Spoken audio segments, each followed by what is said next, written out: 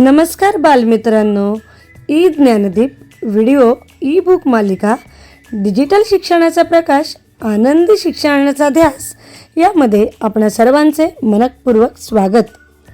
आज आपण फळांची ओळख करून घेणार आहोत। चला तर मग रंगीत आणि गोड फळांच्या जगात सफर करूया। हा आंबा आहे। आंबा फळांचा राजा आहे। आंब्याचा रंग केशरी असतो। आंब्याची चव गोड असते। आता सांगा पाहू, या फळाचं नाव काय आहे? आंब्याचा रंग कोणता आहे? आंब्याची चव कशी आहे बरं? खूप छान, अगदी बरोबर। हे आहे सफरचंद। सफरचंदाचा रंग लाल असतो। सफरचंदाची चव गोड असते। सफरचंद आपल्या आरोग्यासाठी चांगले असते, त्यामुळे आपण निरोगी आणि तंदुरुस्त राहतो।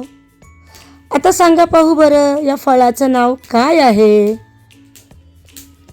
सफरचंदाचा रंग कोणता आहे? खूप छान, अगदी बरोबर उत्तर। मुलांनो, ही केळी आहेत। केळ्यांचा रंग पिवळा असतो।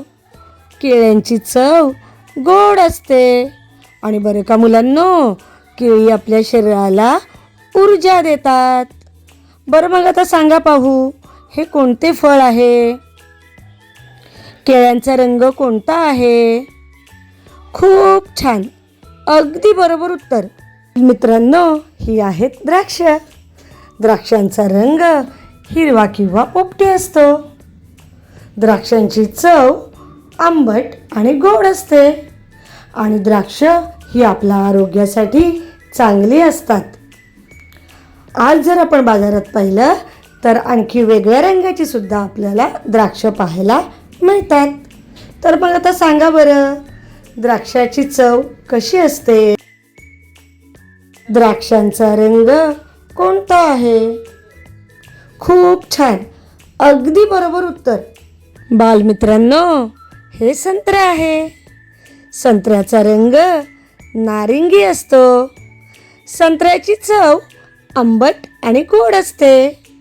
आणि बरं का बालमित्रांनो, संत्र्यामध्ये व्हिटॅमिन सी भरपूर असते। आता तुम्ही सांगा बरं, या फळाचे नाव काय आहे? संत्र्याचा रंग कोणता आहे? खूप छान, अगदी बरोबर उत्तर। बरं का बालमित्रांनो, आज आपण आंबा, सफरचंद, केळी, द्राक्षे, संत्रे या 5 फळांची ओळख करून घेतली। आणि ही फळे आपल्या आरोग्यासाठी, आपल्या शरीरासाठी खूप चांगली असतात आणि पौष्टिकही असतात। चला तर मग मुलांनो, पुन्हा भेटूया ई ज्ञानदीपच्या पुढील ई बुक व्हिडिओमध्ये। तोपर्यंत धन्यवाद।